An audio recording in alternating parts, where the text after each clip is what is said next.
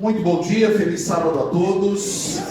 Eu estou muito feliz de poder estar aqui mais uma vez. A igreja do Luizódio não é nova para mim, eu já estive algumas vezes aqui. Já não é a primeira vez, nem tempo que é a terceira vez que eu vou estar pregando.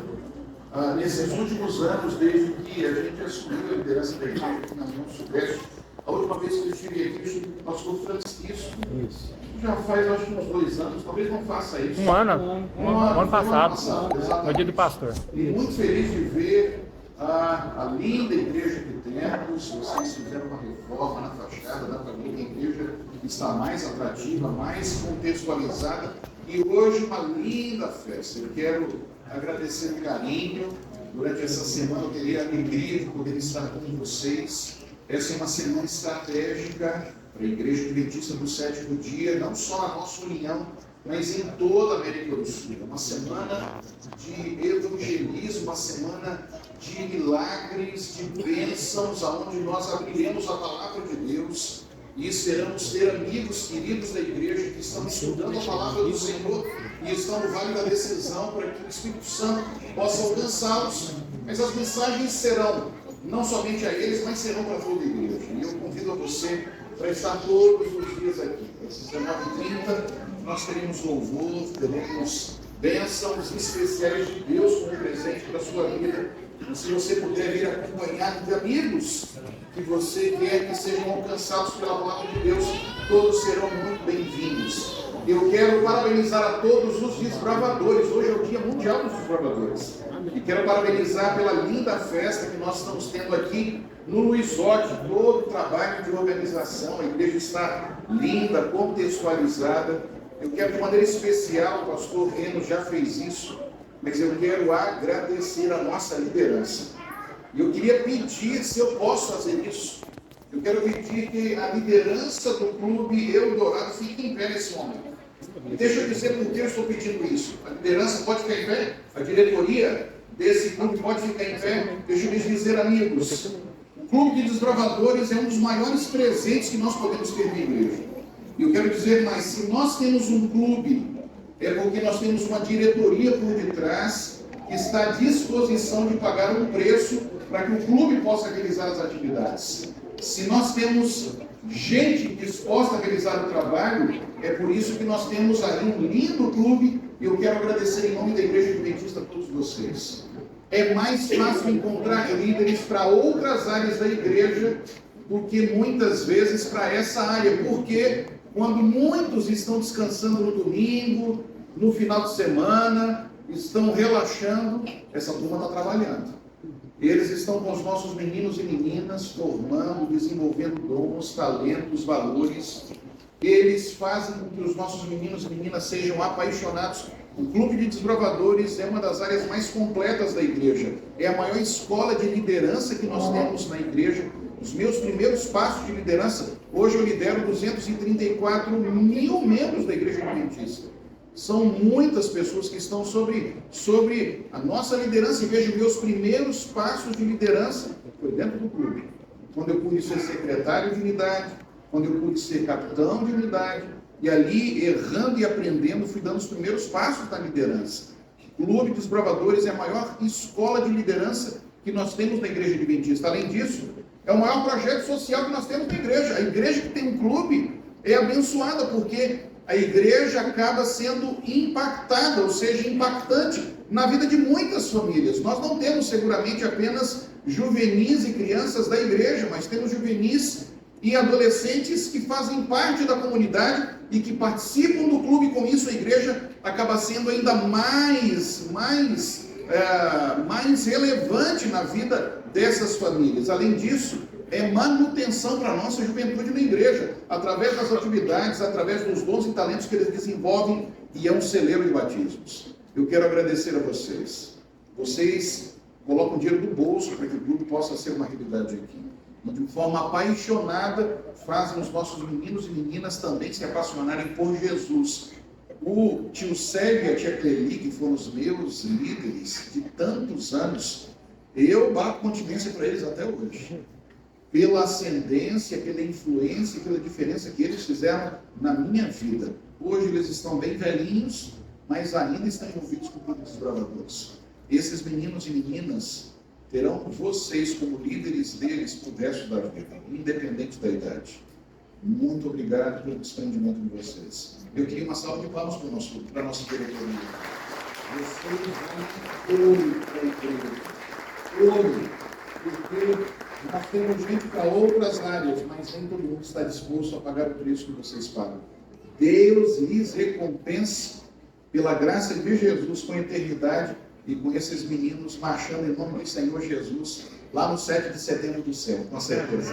Para que a gente possa ter esse grande legado na vida deles. Deus abençoe. Muito obrigado mesmo. Deus possa seguir usando cada um de vocês. A mensagem que eu trouxe nessa manhã, ela vem trazer a visão de uma desbravadora. Eu queria conectar uma grande desbravadora na Bíblia e a referência que ela se tornou para todos nós pelo legado, pela visão de resiliência. Eu quero contar a história de uma menina que a Bíblia fala muito pouco sobre ela, mas o pouco que fala sobre ela, a gente pode tirar lições incríveis como uma referência para nossos desbravadores e desbravadoras e para a nossa vida de maneira geral. Eu queria convidar, nós já oramos, pedimos a bênção sobre o estudo da Palavra de Deus, mas eu queria convidar a você a ir à Bíblia no livro de Reis. Ali nós temos a história básica que eu quero refletir com vocês nessa manhã, onde eu quero refletir na Palavra de Deus, lá no segundo livro de Reis, capítulo 5, os versos 1 a 5, os versos 9 a 14, nós temos o pano de fundo, o cenário que conta e introduz a história em que eu quero repartir e quero compartilhar com vocês aqui nessa manhã. 2 Reis, capítulo 5, os versos 1 a 5 e os versos 9 a 14, aqui nós temos a história em que nós estaremos refletindo no Senhor nessa manhã. A Bíblia diz assim: Naamã, comandante do exército do rei da Síria, era muito respeitado e honrado pelo seu senhor, pois por meio dele o Senhor dera vitórias à Síria.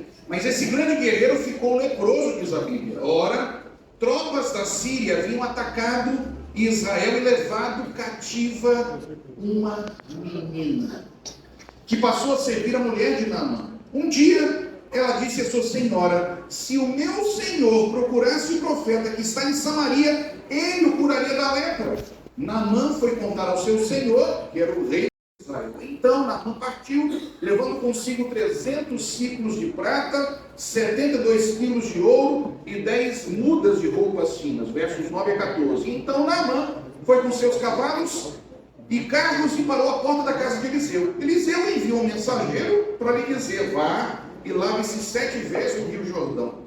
A sua pele será restaurada e você ficará purificado. Mas Naamã, diz a Bíblia, ficou indignado e saiu dizendo: eu estava certo de que ele sairia para me receber, invocaria em pé o nome do Senhor, do seu Deus, moveria a mão no lugar aonde está afetado e curaria da lepra. Não são os rios Abana e Farfar em Damasco melhores do que todas as águas de Israel? Será que eu não poderia lavar-me lá e ser purificado? E foi embora dali furioso, diz a Bíblia. Mas os seus servos lhe disseram: meu pai, se o profeta tivesse pedido alguma coisa difícil, o Senhor não faria. Quanto mais quando ele pediu apenas para que se lave e será purificado. Assim, ele desceu ao Jordão, mergulhou 7 vezes, conforme a ordem do homem de Deus, e foi purificado.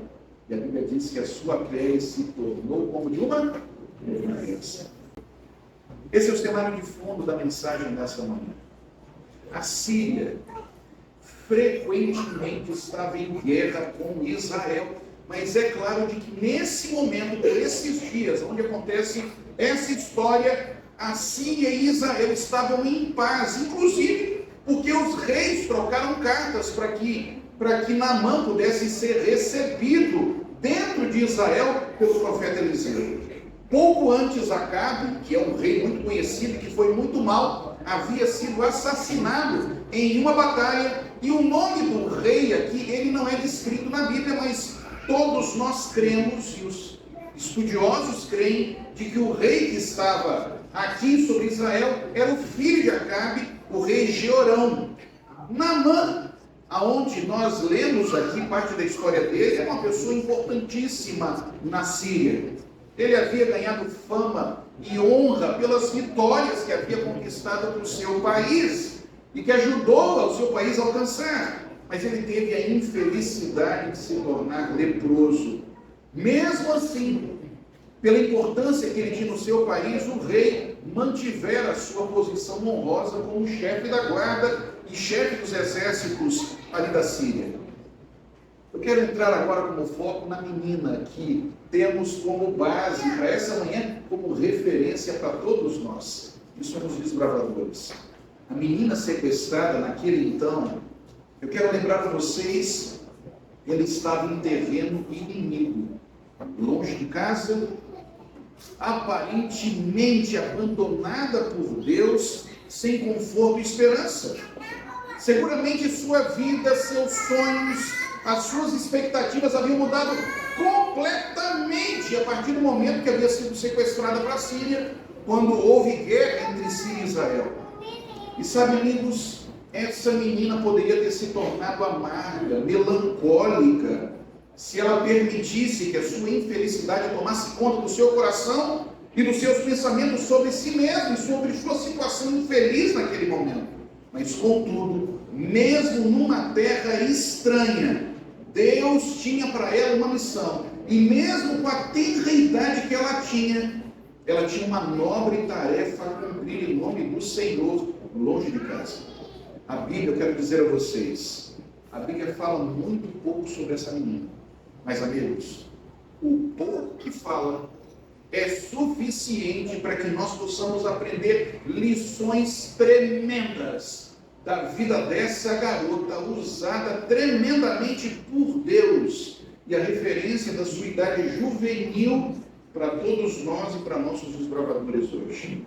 A primeira lição que eu quero destacar aqui, eu quero lembrar a vocês, ela foi uma sobrevivente, representando os restos da guerra que houve entre Israel e a Síria. Certamente, houve inúmeras batalhas entre esses dois países. Houve mortos, houve feridos, como é comum em todas as batalhas. E sabe, amigos, os despojos de guerra, a posse da riqueza e os recursos do país que ganha são aparentes troféus daqueles que ganham essas lutas. Mas uma das facetas mais tristes em todas as guerras é o número de novos órfãos que acabam ocorrendo frente às batalhas que existem. Infelizmente, eles representam frequentemente o resquício que sobrou de tristes momentos de batalhas e lutas pelos intensos combates e perseguições. Muitas foram as guerras que deixaram essa faceta triste de órfãos e dezenas e milhares de órfãos. Só para que vocês tenham ideia, na Segunda Guerra Mundial, somente a Rússia, ela estimou cerca de 678 mil órfãos no seu país. Eu quero lembrar a todos que, do mesmo modo, na guerra do grande conflito em que nós estamos vivendo nesse momento, os filhos do Senhor, que somos eu e você, aparentemente, nós vivemos num mundo onde parece que a verdade foi oprimida, foi esquecida, foi distorcida, mas a Bíblia fala de que, apesar de tudo isso, existe um povo remanescente, e que no tempo do fim manteria acesa a chama da verdade do Senhor, mesmo numa terra estranha em que nós não pertencemos a essa terra. Você foi alcançado pela graça de Jesus, porque sua terra natal é o céu, é Nova Jerusalém. Nós estamos em um mundo que não nos pertence. E ao você ser fiel ao Senhor, você representa exatamente o resquício da luta do bem e do mal. Naqueles dias em que o mal aparentemente havia prevalecido, porque Síria havia ganhado de Israel na luta, esta menina, ela representava o remanescente que possuía a verdade, mesmo em um país pagão, mesmo em um país que não possuía a verdade. Eu quero lembrar a vocês, Do mesmo modo, amigos, nós somos o resquício de Jesus nesse mundo. E a minha e a sua vida devem brilhar e sermos usados altamente por Deus para a glória da restauração da verdade do Senhor, como seus representantes dessa terra. Fomos chamados por Ele para isso. Cada desbravador foi chamado para representar o Senhor indistintamente. Onde quer que estejamos, devemos ter em mente que devemos ser bênçãos vivas do Senhor nesse mundo que não nos pertence, cumprindo os propósitos mais significativos que Deus tem para cada um de nós. Se Ele tinha bênçãos e uma missão para aquela menina, Ele tem bênçãos e missão para cada um de nós que aqui estamos. Segunda lição que eu quero destacar aqui no texto. Como escrava hebreia, lembremos, amigos, quem era aquela menina? Como escrava hebreia, é evidente que ela era uma menina responsável. Rapidamente foi visto responsabilidade nela, porque caso contrário, ela não estaria trabalhando na casa de um general. Ela estaria realizando tarefas simples, mas ela, ao ser vista como responsável, uma pessoa correta, ela foi colocada onde os melhores escravos são colocados. Eu quero lembrar a você, como escrava, ela não tinha voz, ela não podia se expressar, ela não tinha voz ativa no início da sua vida ali na Síria. Em outras palavras, ela não tinha liberdade de fazer nem dizer o que pensava. No entanto, é evidente que, como resultado do seu trabalho, da sua maneira de agir, da forma como ela procedia, ela ganhou espaço, ela ganhou respeito, ela ganhou reconhecimento, ganhou afeto, ganhou autoridade, e devido à qualidade do seu serviço e responsabilidade, ela foi colocada aonde somente os melhores escravos estavam, assim como José foi para a casa de Potifar. E mesmo com sua voz limitada, ela brilhou ali dando o seu melhor. Eu quero lembrar a vocês, amigos, do mesmo modo, nós aprendemos aqui, é bíblico, tudo que a vida nos colocar nas mãos, nós deveríamos dar o nosso melhor do que nós representamos o Senhor nesse mundo. A Bíblia nos lembra isso. Essa menina deu o melhor dela e por isso ela foi ouvida. Por causa dela, Naamã foi falar perante o rei, pela orientação de uma escrava. Você entende o que é isso? Que legado nós temos deixado onde nós estamos representando o Senhor? Em todo lugar, eu quero lembrar a todos, aonde existe excelência nas ações e nas atividades, aonde é visto competência, foco, organização, a Bíblia nos lembra de que para esses sempre as oportunidades são oferecidas. Você lembra que diz a Bíblia? É por isso que a Bíblia diz em Provérbios assim, lá em Provérbios 22, verso 29, você observou, a Bíblia diz, você já observou um homem habilidoso em seu trabalho? A Bíblia diz assim, ele será promovido ao serviço real. Ele não trabalhará para gente obscura. Aqueles que são instrumentos do Senhor e fazem o seu melhor, sempre serão reconhecidos. Terceira lição que eu quero destacar do texto dessa menina. Embora a vida que ela viveu parecia-se desafiante e longe dos sonhos de qualquer garota na idade dela, tenhamos em mente de que ela não desvaneceu ou se deixou abater pela realidade de vida que ela tinha. Essa resiliente menina se tornou forte, ela levantou a cabeça, tornando-se significativa onde ela estava. Seguramente o ambiente de guerra em que ela viveu fez com que ela tivesse que amadurecer mais rapidamente. E sabe, amigos, nos ambientes de luta e desafios, as prioridades mudam. As decisões devem ser tomadas ainda com mais cuidado e com mais dependência de Deus, porque isso se torna uma necessidade ainda mais latente. É por isso que o ditado popular que diz crise vai, crise vem, para no final a gente descobrir quem é tão assertivo. Em meio à crise, essa menina, ela mostrou quem ela era e o que tinha como valor dentro do seu coração. E sabe, amigos, embora a gente não queira lutas, desafios, adversidades em nossa vida, esses são ingredientes bem presentes na vida de todos nós que aqui estamos. Dentro dessa terceira lição, eu quero lembrar, na altura da vida que nós estamos, a gente sabe que a vida não é feita de flores. A gente deve lembrar de que mesmo as rosas, elas são compostas de espinhos. Existe preço para todas as coisas. Os desafios fazem parte do nosso dia a dia, das nossas atividades e do processo formativo da vida de cada um dos nossos meninos e meninas e da nossa liderança. Nós deveríamos extrair o melhor de cada uma das lutas e desafios que nós enfrentamos.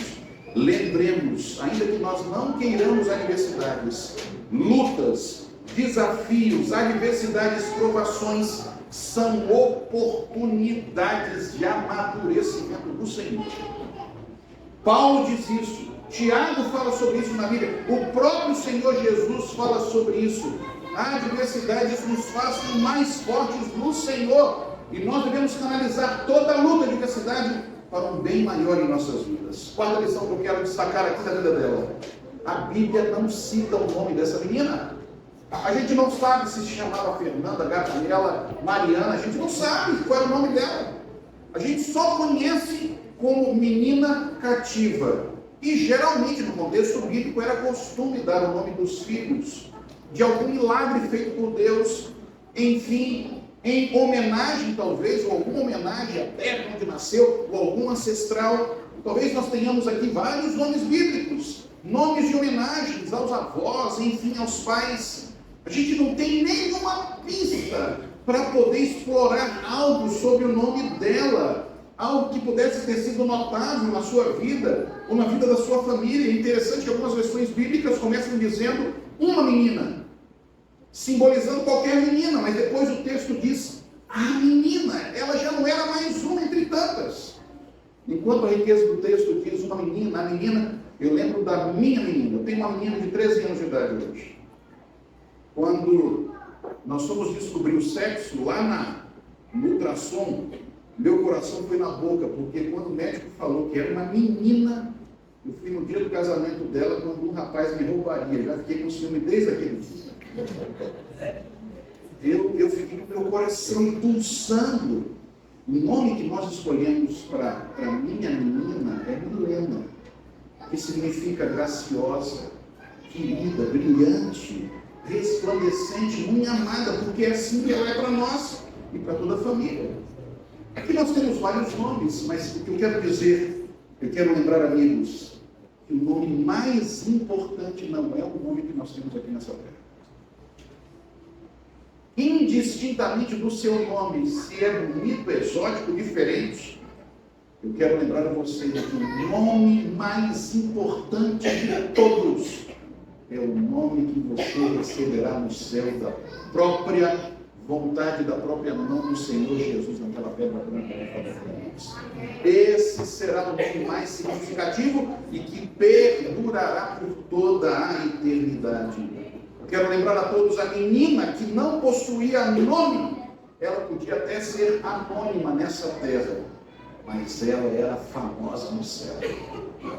Ela era reconhecida no céu.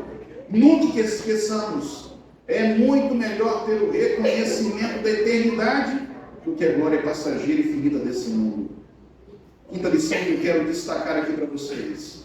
Além disso, a gente sabe que o Espírito Santo poderia ter dado o nome dessa menina ao profeta. Ele poderia ter revelado o nome dessa menina. É esse o nome. Mas o fato de não conhecermos o nome dela não significa que ela não tinha nome. Ela tinha um nome. Mas a ausência do nome dela no texto bíblico coloca o foco e a atenção da história no seu assertivo lugar. Talvez a presença do nome dela ou do foco do seu nome diminuísse a relevância do tremendo milagre que Deus realizou ao contrastar no contexto bíblico o desafio daqueles dias de ser, veja, uma mulher escrava, adolescente e estrangeira.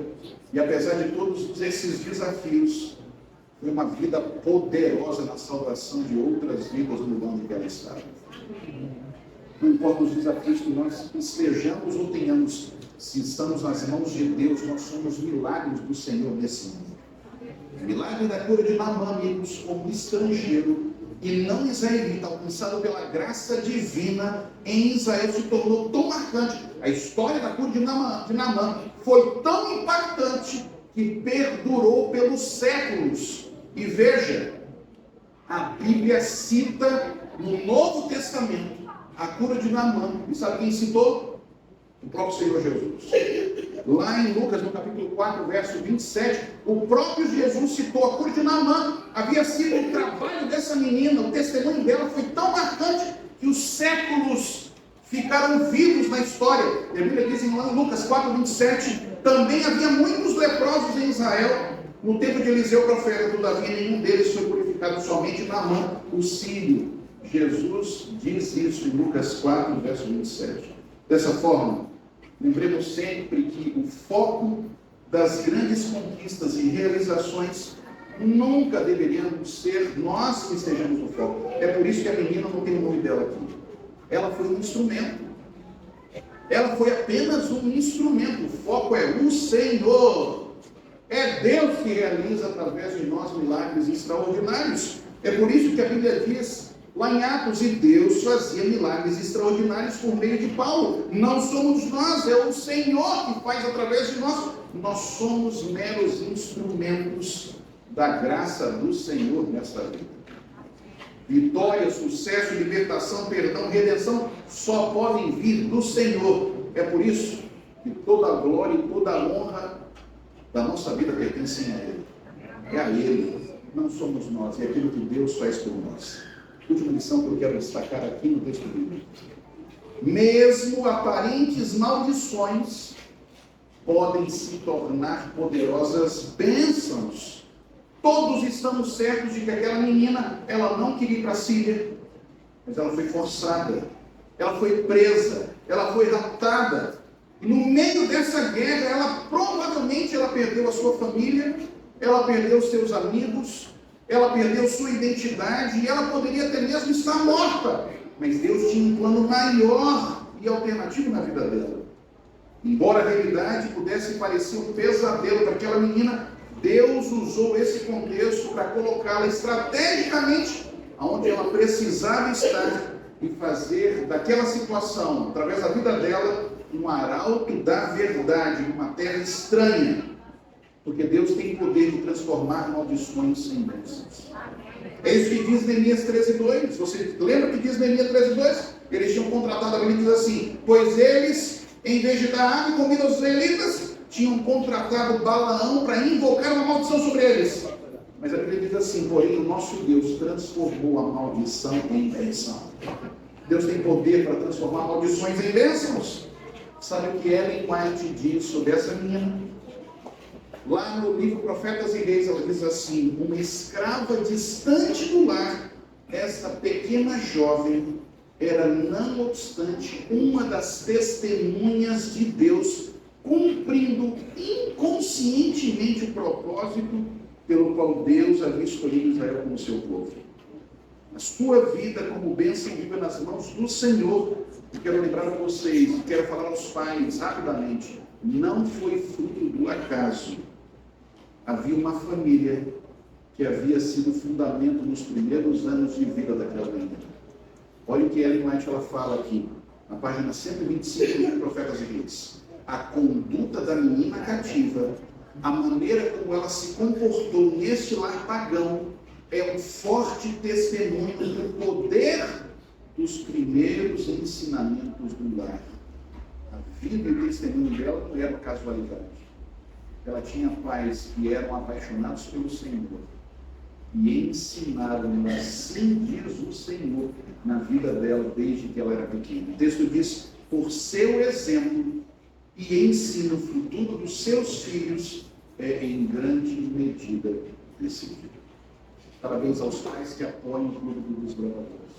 Por manterem e darem apoio dos seus filhos aqui poderem estar. Eu termino, amigos, lembrando, nunca deveríamos esquecer o segredo dessa menina.